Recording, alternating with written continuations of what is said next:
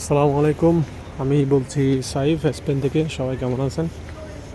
আশা করি সবাই ভালো আছেন। আমার ইউটিউব চ্যানেলে সবাইকে স্বাগতম। আজকে যে টপিকটা নিয়ে আলোচনা করব সেটি হচ্ছে অবৈধ পথে ইউরোপ আসা কি জীবনের চাইতে মূল্যবান? যারা অবৈধ পথে ইউরোপ আসেন তাদেরকে আমি বলছি, ভাই দেখেন, যারা ইউরোপ আসছে পৌঁছে গেছে তাদেরকে আপনি দেখতেছেন, যারা ট্রলার ডুবে বা বিভিন্ন দুর্ঘটনায় সলিল সমাধি হয়েছে, সাগরে সাগরে ভেসে মৃত্যুবরণ করেছে, তাদের কথাটা একবার চিন্তা করুন। ভাই টাকার জন্য ইউরোপ আসবেন, ঠিক আছে, আপনি বৈধ পথে চেষ্টা করেন, হইলে হইল, না হইলে নাই, চেষ্টায় লেগে থাকেন। এখানে আসতে আপনার কেন অবৈধ পথ বেছে নিতে হবে? আপনি ওয়ার্ক পারমিট ট্রাই করেন, যে টাকা দিয়ে আপনি আসতেছেন। আপনি বৈধ পথে আসলে আপনার থেকে মাফিয়া ধরলে বা দালালরা সেম টাকায় নিয়ে নিবে। আপনি বৈধ পথে অ্যাপ্লাই করেন, অনেক ভালো ভালো এজেন্সি আছে বৈধ পথে অ্যাপ্লাই করার জন্য।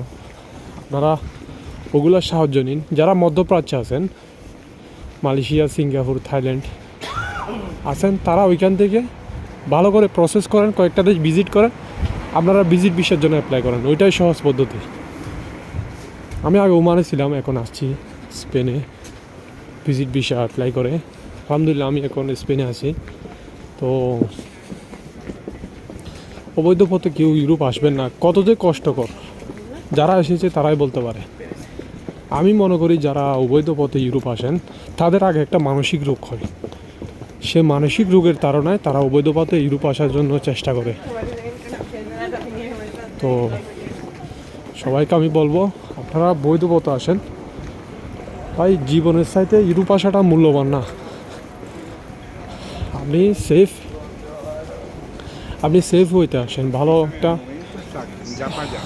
একটা লাইন ধরেন, একটা ভালো এজেন্সি ধরেন, ঠিক আছে? তো যাই হোক, ভিডিওটা বেশি লম্বা করবো না। আমি যা বোঝাতে চাইছি আপনারা হয়তো তা বুঝে গেছেন। আরেকটি কথা না বললে নয়, যারা ইউরোপ আসবেন তারা একটু আগে থেকে প্রস্তুতি দিয়ে আসবেন। আজকে চিন্তা করলেন এক মাসে আপনি ইউরোপ আসতে পারবেন না।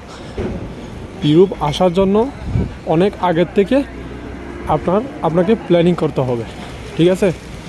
তো সবাই ভালো থাকবেন, সুস্থ থাকবেন। কোনো ইনফরমেশন লাগলে আমাকে নক করতে পারেন।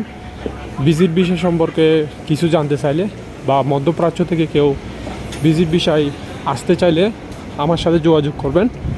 আমি আপনাদের অ্যাপ্লাইয়ের কাজটা সুন্দর করে খুব অল্প টাকার মধ্যে করে দিব ইনশাআল্লাহ। সবাই ভালো থাকবেন, সুস্থ থাকবেন, পজিটিভ মাইন্ড দিয়ে বাঁচবেন। আসসালামু আলাইকুম।